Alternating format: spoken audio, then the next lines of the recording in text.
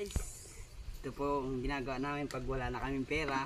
Mamumulot kami ng pili. Yan. Nung bata pa ako, bote plastic ang kinukuha ko.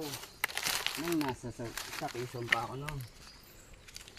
Ngayon, dito sa Sorsogon pili.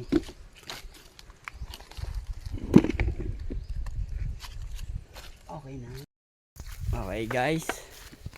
Pauwi na tayo guys. Nakuha natin isang bag na pili.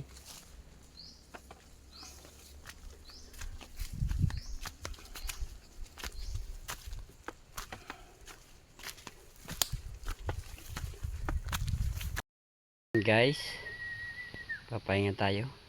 Nakakapagod.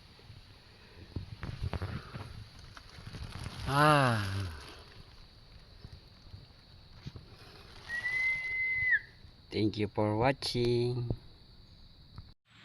Ayan na guys, ang nakuha natin pili, isang planggana.